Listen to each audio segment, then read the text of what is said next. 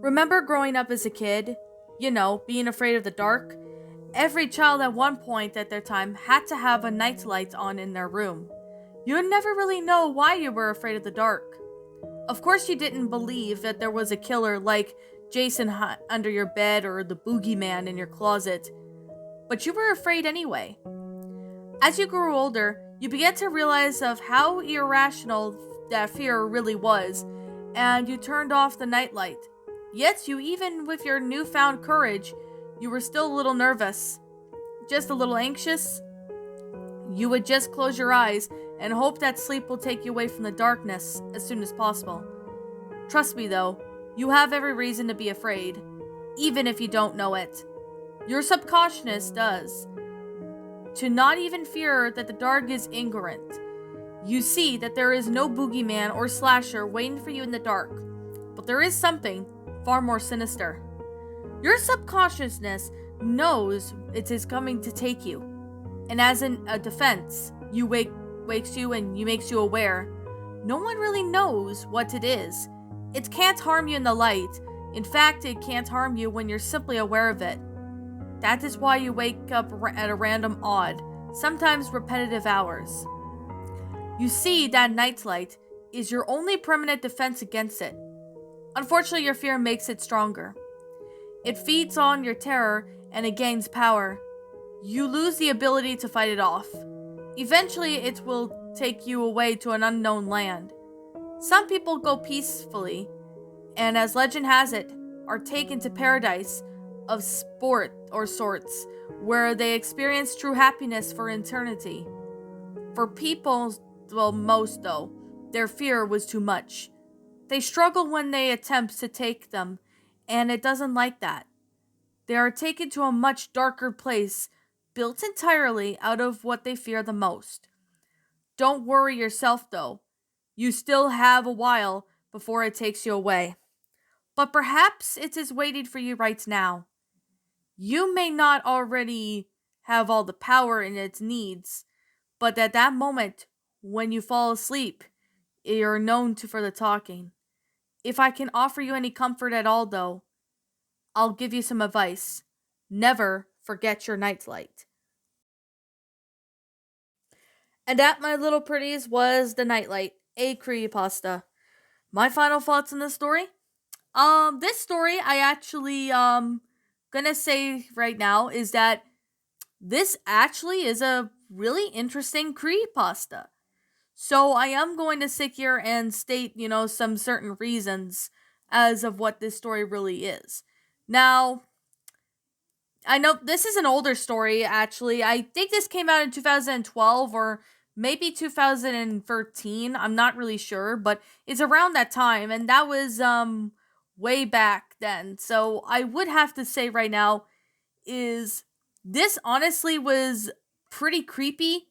I mean, it's has a really good concept and everything to it all, but it's not really too scary. Like, I mean, there's obviously questions as to what is coming to take people away when they're asleep or something.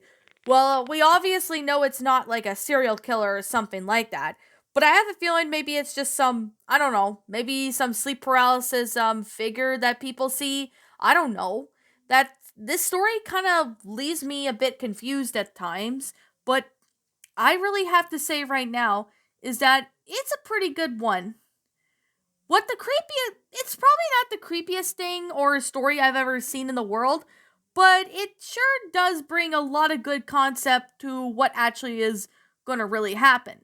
Now, here's another thing I would have to really say is that it has a really good, interesting concept. It probably might be a bit old, but maybe nothing or something might be, I don't know, something maybe could explain it. But yet again, for a first time pasta, and yes, there is an author's note right here. So the author's note right here says, "Thank you guys for me reading my first creepypasta. I have been a big fan of this site for the past couple months. Back when I was just starting to read these stories, I am not kidding when I say it, that after reading some of these pastas, of my fear of the dark was reawakened. And that was partially inspired me to write this pasta. And I will write some more when I have some ideas. So keep a lookout for them, and feel free to leave me comments on what your thoughts on this pasta. Well, for a story that was a first time for somebody, writing this pasta, this honestly makes it really well made. Despite it being somebody's first pasta, or at least their first attempt, this story honestly was really well made. I'm not gonna deny this one bit. I'm gonna definitely say now that this story actually had a pretty good concept for what this pasta really is. So I'm gonna sit here and say this right now that I really, really enjoyed this story. I really thought this story was pretty good, and it's still really well made for what this story really is. I mean, this story honestly talks about somebody's fear of, story and that, but I honestly found it to be, quite amazing, actually. To be completely fair, it honestly was well made. I mean, I haven't really seen this story before, but I mean, I've seen a few people narrate this story, and I thought this story was pretty good for somebody's first attempt. Like, I mean, this is a pretty good story. I really would like to know what kind of monster is, trying to, take somebody away from, I don't know, the world or something. But other than that, this story honestly was really good. Now, I have to say right now, the grammar is pretty good for what it is. Although, I did spot maybe a few grammatical errors in the story. Like, I know I did spot a few grammatical errors as well as a few, what was it? Or yeah, a few, punctuation errors. So, that's kind of why this story honestly, yeah. That story kind of honestly made me, a little bit weird or something. But I'm gonna definitely say right now that this story, honestly, I didn't think it was a bad story after all. I think this one actually has a pretty good, well made for what this story really is. Well, I do like how this story was really good. It's pretty interesting for how the story really went out. It's pretty good. I mean, could maybe use a little bit more of a spooky, scary effect, but other than that, for someone's first pasta, this one was actually pretty good. Maybe some improvement on the grammatical errors a bit, maybe that would help out, but I didn't find this one to be a bad story after all. It was a pretty good one. So, I guess with that being said and with that being the case, I'm gonna sit here and say this now. I'm gonna say this. I don't know who the original author of this story is, so I'm gonna sit here right now and you know, I'm gonna say this anonymous for now. And yeah. And if I find out who the original author of the story is, I'll be sure to give the author proper credit. But yeah, if the author of the story manages to come across this video and says they're the authors of the story, I'll be sure to give them proper credit. So anyways, like I'm gonna say, this is my own opinion. If you happen to disagree with me, that's fine too. We're all entitled to our own opinions regards to these creepypastas, and this is simply my own personal thoughts. My final rating of this story is that I'm gonna give this one a 10 out of 10.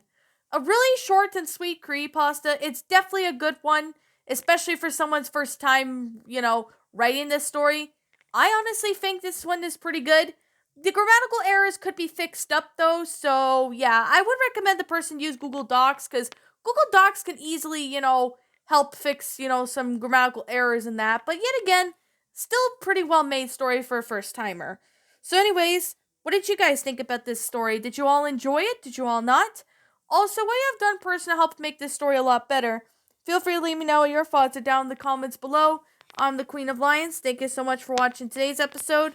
If you're new to this channel, be sure to like, comment, and subscribe because I make brand new videos every single day. Don't forget to ring the notification bell to when I upload, just so that way you don't miss an upload. And as always, I'll be seeing you all in the next video. Peace out. And as always, roll the outro because I'm out.